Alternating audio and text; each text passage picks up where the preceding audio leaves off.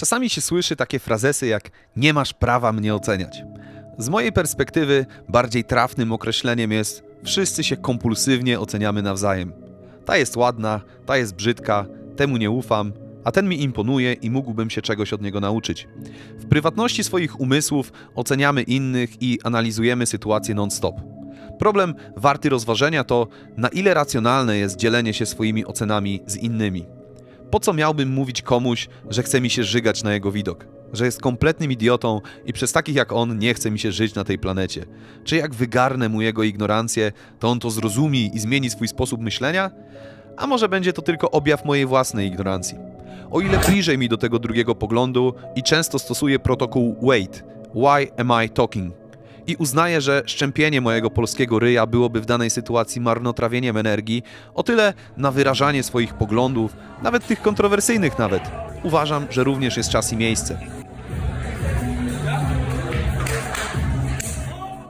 Arguably, bez dzielenia się tym, co mi w tak zwanej duszy gra, zgniłbym jako człowiek.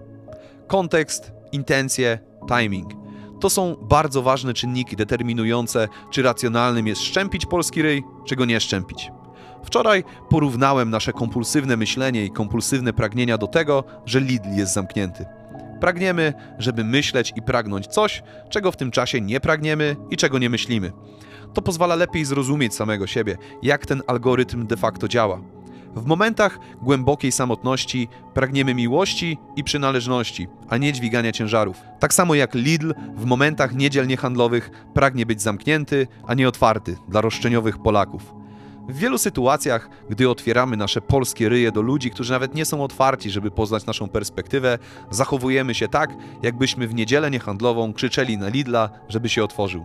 Ja się bynajmniej nie wstydzę swoich opinii. Ja po prostu w większości sytuacji nie czuję, żeby druga strona była chętna do tego, abyśmy weszli na tyle głęboko, żeby się zrozumieć.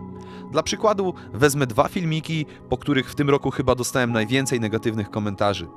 Stu ma rację, a Wardęga to hipokryta oraz ujawniam prawdę o Paweł DSM. I nie tylko. Uwaga, clickbait. I o ile przyznaję, że jest to lekki clickbait, w drugim przypadku przyznany wręcz w tytule, wynikający z mojej chwilowej fantazji i poczucia zabawy. Okej, każdy się bawi po swojemu. To z drugiej strony nie obiecywałem wyciągnąć jakichś brudów na Pawła DSM, ani zrobić filmu dokumentalnego o przestępstwach Stu, a jedynie zaprezentować swoją perspektywę, nieco inną niż jedyna słuszna na tamten czas.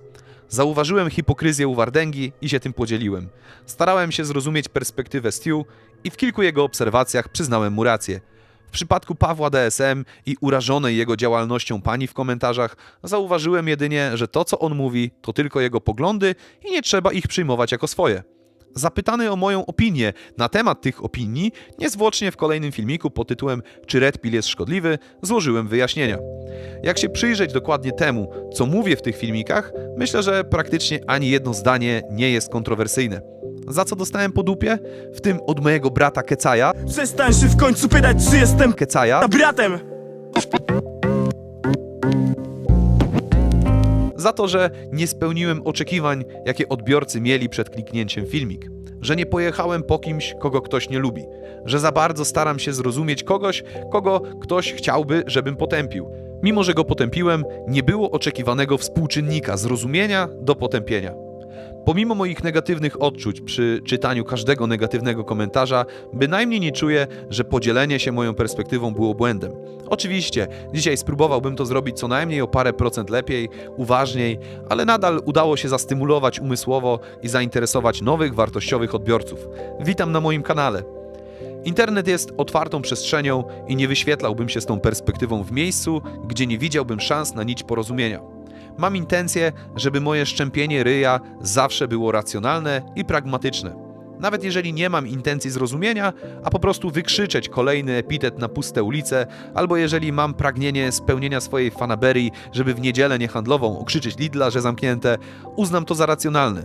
Poczuję się lepiej, bo spełniłem swoją fanaberię, typu okrzyczeć Lidla w niedzielę niehandlową, zbudować sobie boisko na dachu i własny dach czy jacht mieć. Ale staram się nie oczekiwać, że to sprawi, że świat mnie zrozumie i że Paweł Janas weźmie Dudka na mundial. To byłoby nieracjonalne. Chodzi o zarządzanie swoimi oczekiwaniami, jak zwykle.